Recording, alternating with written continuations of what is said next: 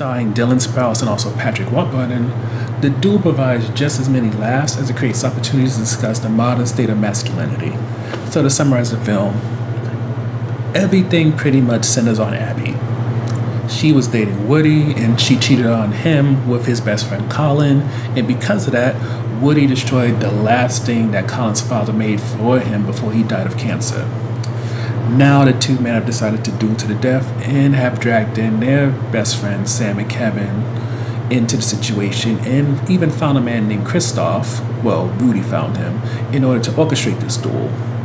Things continue to snowball because Sam finds this guy named Joey to help them find a place for the duel. A drug baron named Adolfo gets involved and makes it into a social event, and after some point, you're just left wondering, are either of these young men going to back out, considering how much pressure there is on each other to not only provide a sense of entertainment or give some of the other men this ability to live out vicariously, but also to prove themselves as men and not boys, even if it is by some archaic standard. So the first highlight when it comes to this film is that it definitely is comical. Dylan Sprouse and Patrick Warburton is mentioned in the overview for a reason. That's because whether it's their madness or stuff that comes from characters like Aphrodite, who is Rodolfo's daughter, somebody's gonna make you laugh in this. And even if you're like me, you don't really laugh at too many films, especially if it's scripted and not like a really good stand-up comedy, you're still gonna get at least one good, some type of vocal sound laugh, not just a little snicker or just shaking your head.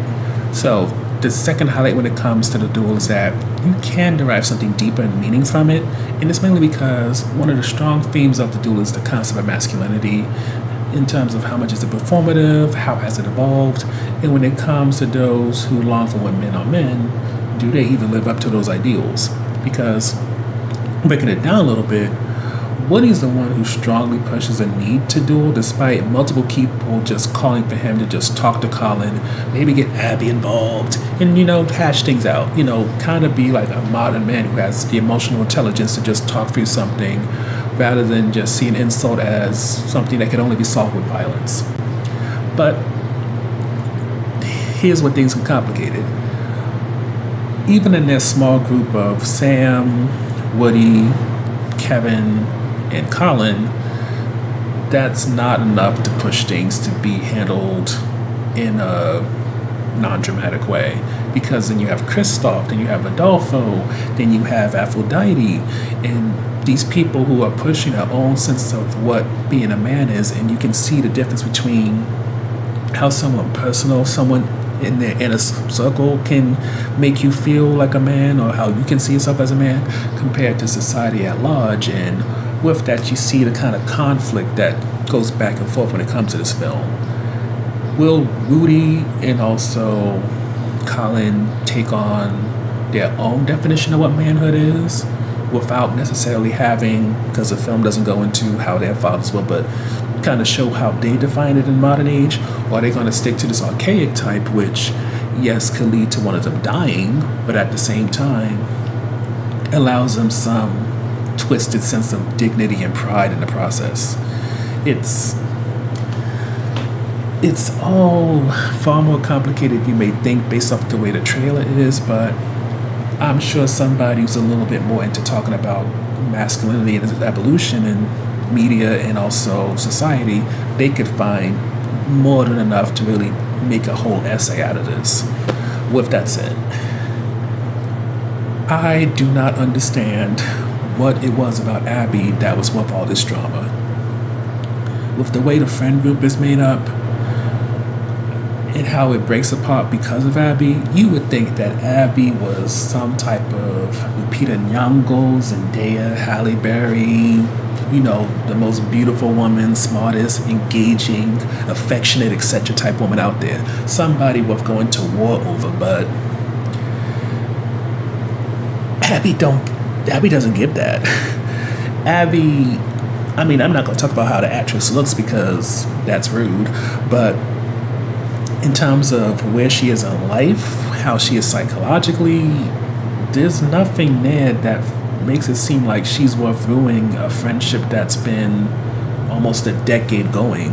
It doesn't seem like the type of friendship which somebody would destroy a family heirloom and make it so there is no way of returning back to where things were. Abby is not that girl, and it makes absolutely no sense why either Colin would blow up this relationship or Woody would take it to the point where he would want to potentially have it where he has to kill Colin or Colin has to kill him in a situation. The woman's just not worth it. Which leaves on the fence topic, and that's Sam. Sam is the only character here who kind of feels out of place. And it's not just because the actor who plays Sam, Denny Love, is, I think, the only black character, if not the only one that speaks. But also you can see there's this weird push almost to make it so that he's this scene stealer, but it doesn't hit. He's not a Billy Lord type. He's not Chris Tucker in Friday or anything like that.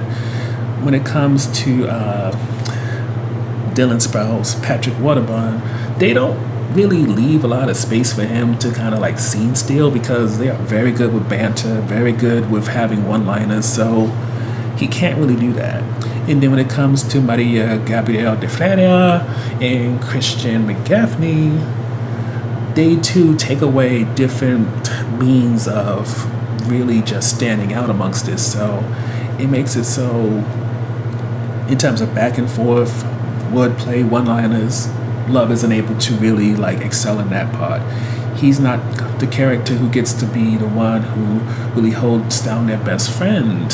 He's not the one who gets to be the most zany of everyone. He kind of tries to be this mix of everything there is. And yes, sometimes when it comes to him really supporting Colin, at least the sweet moments.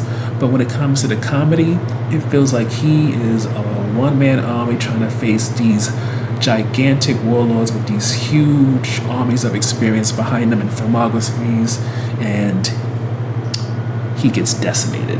But overall, when it comes to the duel, while you may question why these two guys would ever throw their relationship away for a girl like Abby, setting that aside, you'll get laughs.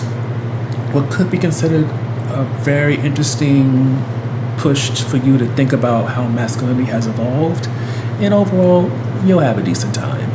You may not consider the duel something you remember in 6 months from now, but you won't complain about you spending time with this when the film ends.